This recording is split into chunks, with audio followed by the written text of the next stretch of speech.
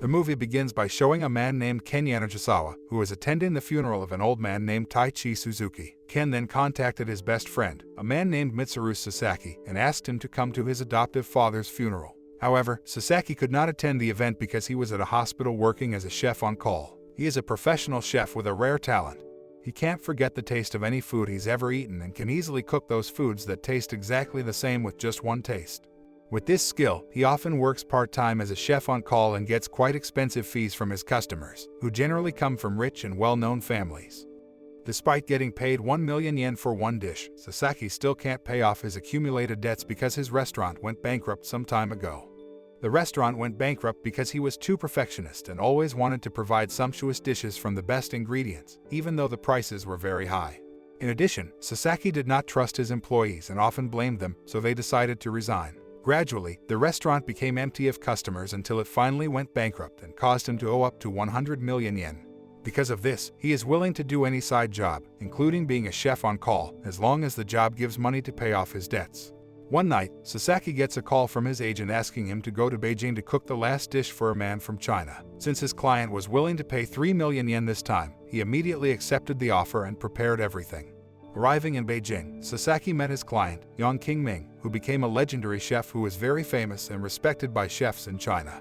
Qingming started his career in the culinary field during the Second World War, during which time he used to cook for the emperor and military leaders. Due to his decades of experience and dedication to cooking, Qingming has become a highly respected chef both at home and abroad. However, after learning about the background of Qingming, his client, Sasaki, also wonders why he even wants dishes cooked by other chefs with little experience compared to his own. On the other hand, Qingming learned about Sasaki's culinary career and the bankruptcy he experienced. He seemed a little annoyed that Qingming was investigating him. But then, he was surprised by Qingming's request, who wanted to find a recipe for the Japanese imperial feast dish, which was once very famous during the Second World War and had never been matched by any cuisine until now. However, this recipe has been lost for many years, so it has become a very rare and special recipe, as almost all culinary experts worldwide compete to find this legendary one. Furthermore, Qingming revealed that the recipe had been written in a book by a chef named Naotaro Yamagata, who was none other than his master. Therefore, he asked Sasaki to find the whereabouts of the recipe book and gave 3 million yen as a down payment. Qingming would reward him 50 million yen if he found the legendary recipe. Qingming told Sasaki to find out about Naotaro Yamagata and study his life story so that Sasaki could find the legendary recipe. Afterward, Sasaki returned to Japan and met his best friend, Ken, at his restaurant. He tells Ken about his meeting with Qingming and a unique request from him, who wants to find a legendary recipe book from the Second World War. For some reason, Sasaki felt Qingming had deliberately assigned him a mission to find the legendary recipe. Actually, he had wanted to refuse Qingming's request, but since he had to pay a large debt, he finally agreed to the request.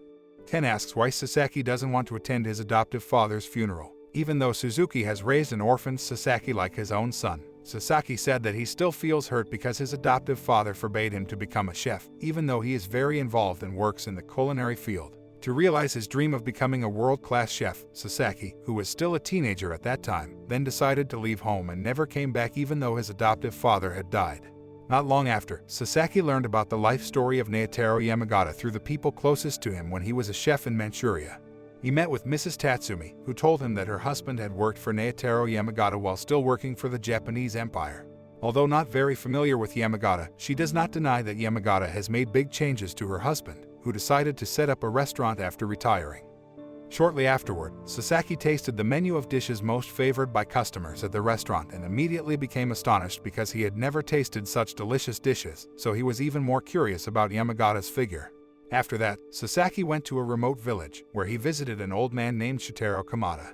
Kamada seemed surprised by Sasaki's arrival because it was rare for anyone to visit him at his home in a remote village. He understood when Sasaki said he knew the address where Kamada lived from Mrs. Tatsumi. Sasaki immediately stated that he wanted to find Naotaro Yamagata's Japanese imperial feast recipe book. Upon hearing that, Kamada told Sasaki that the recipe book was not with him. But he reveals that he worked as an assistant chef when Yamagata wrote the cookbook, so he knows more or less about the recipes. He tells the story where at that time, in 1930, he and Naotaro Yamagata were ordered to carry out a secret mission in Manchuria. Because he will be on a mission for a long time, Yamagata brings his wife, Chizu, who is pregnant with their first child. Arriving in Manchuria, they met a general named Teizo Miyaki, who assigned them to make a special dish totaling 112, which would later be named the Japanese Imperial Feast. The special dish was planned to be served to the emperor when he visited Manchuria. Not only that, but General Miyake also planned to beat the special dishes of the Han Dynasty, so he prepared everything to make Yamagata feel as comfortable as possible so that he could make special dishes that will be remembered for all time. General Miyake introduced Yamagata and Kamada to young King Ming, who was still a novice chef at that time. King Ming was among the most talented Manchurian chefs, so Miyake assigned him to help Yamagata. King Ming then showed his food processing skills to Yamagata and the others, where he planned to make one of the special dishes usually served at the imperial feast. As a final touch, he infused a pinch of a secret spice into each of his dishes, the composition of which was unknown to anyone but himself. After that, he served his homemade dishes to Yamagata, Chizu, and Kamada. Yamagata seemed to enjoy and absorb the taste of his cooking, praising his cooking ability. After finishing his meal, Yamagata immediately rushed to the kitchen and processed the ingredients, where he turned out to be making dishes cooked by King Ming. When he tasted it, he suddenly felt astonished because the dishes cooked by Yamagata had the same taste as his homemade dishes. Turning to the present, Kamada tells Sasaki that Yamagata has a rare talent like Sasaki's, where he can remember all the flavors of a dish and imitate it exactly the same, even though it's the first time he's tasted it. Kamada, who is processing salted fish, then tells about Yamagata, who cooks his favorite food, namely salted fish, into a unique dish that tastes very delicious. Kamada asks Sasaki to taste the dish he had just cooked while telling him that the recipe for the dish was one of the recipes from the Japanese imperial feast made by Yamagata. When tasting the dish, Sasaki was again astonished because it was very delicious, even though it was made by combining unique ingredients. Furthermore, Kamada said that Yamagata had a dream to unite everyone through the taste of cuisine because they lived during the turmoil of wars that were happening everywhere at that time. He greatly admires Yamagata for having very noble dreams. But on the other hand, he also often feels irritated at Yamagata, who has an arrogant, perfectionist nature and even often ignores his pregnant wife. During her husband's busy schedule, a professional chef, Chizu always takes the time to write recipes for dishes cooked by her husband, document them, and compile them into a book so that Kamada and King Ming can study it. She does that to make it easier for them if they want to recook the dish. For a few days, Yamagata and his crew have made a variety of special dish recipes whose number has almost reached the target. However, he seemed dissatisfied, so he then tore up some recipes that he considered less worthy of being used as special dishes at the banquets of state leaders. Therefore, he went around the city to find inspiration for making new recipes. But then, Yamagata got stuck in his search, so he felt irritated and accidentally yelled at Chizu, who was then heavily pregnant. Seeing her upset husband, she calmed her husband and said that Yamagata did have a noble goal to unite everyone through taste. However, Yamagata often ignores the feelings of those around him, especially King Ming and Kamada, his assistants. Hearing this, he finally realized his mistake and tried to fix everything, including his arrogant nature and often ignoring other people. Not long after, Chizu finally gave birth to their first daughter, but in the end, she died due to heavy blood loss during childbirth. Yamagata, who felt very sad and devastated by the death of his wife, chose to vent his sadness by cooking. Seeing this, Mr. Tai Chi, a fellow chef living in Manchuria, seems irritated at Yamagata, who prefers to cook rather than mourn his wife's death. However, Kamada and King Ming thought that Yamagata was so devastated by his wife's death that he chose to mourn in his own way. He cooked the food he had served when he proposed to Chizu. Even though his wife is now gone, he will always remember their sweet memories together by cooking her favorite dish. Not only Yamagata, King Ming, and Kamada were also devastated by her death. Because of this, Kamada can no longer tell about his past with Yamagata and asks Sasaki to look elsewhere while giving him a name and address. Following Kamada's instructions, Sasaki finally goes to Moscow and meets a man named David, the owner of a luxury restaurant. David tells him the closest person to Naotaro Yamagata is his father, Joseph. However, David reveals that he is good friends with Yamagata's daughter, Sachi. David then recounted his father's first meeting with Naotaro Yamagata, who was assigned as the main chef at a banquet for the Jews at that time. However, Joseph, as the restaurant owner, openly expressed his hatred toward Japanese people and plans to replace the main chef with a chef from Russia. Feeling belittled, Yamagata showed his ability by cooking special Russian dishes in Joseph's restaurant kitchen. At the same time, Joseph, who knew about it, immediately became angry and ordered Yamagata to leave his restaurant. But before that, Yamagata asked him to taste the dish he had cooked. Joseph reluctantly grabbed the spoon he had proffered and tasted the dish. After tasting it, Joseph was surprised because the dish was very delicious. Yamagata revealed that he combines ingredients from Russia and Japan so that the dish tastes even more delicious than usual. He apologized to Yamagata for putting him down and asked Yamagata to remain the main chef at the banquet. After that, they became close friends, and Yamagata's skill in cooking became more famous, not only in Manchuria but also in Russia. Turning to the present, David tells Sasaki that Yamagata also showed his father the Japanese Imperial Feast recipe book while talking about the importance of understanding other people's feelings and listening to the advice of those around him, which turned out to have helped him a lot in cooking, so that every dish he cooks has a delicious taste that will never be forgotten. David then asks Sasaki to taste the most popular dish at his restaurant. As soon as he tasted it, Sasaki was again astonished because the taste was so delicious that words couldn't express it. David revealed that the dish was made based on a recipe from Yamagata and became the most favored dish by his restaurant customers, even to this day. This shows how special Yamagata's recipes are because all his dishes have a high taste that will not be timeless. Furthermore, David told Sasaki that Yamagata had left the recipe book for the Japanese Imperial Feast to his father when Manchuria was being hit by conflict and chaos everywhere. Realizing that there was a spy nearby, Yamagata immediately secured the recipe book and gave it to Joseph because, at that time, he only believed in him. After that, he accused King Ming of being a spy who wanted the recipe and immediately kicked him out of the house. David said that Yamagata's recipe book was kept by his father for several years until finally Joseph died and entrusted the book to him to give to the person whose name was written in Yamagata's will, and how shocked Sasaki was when he found out that this person was actually young King Ming.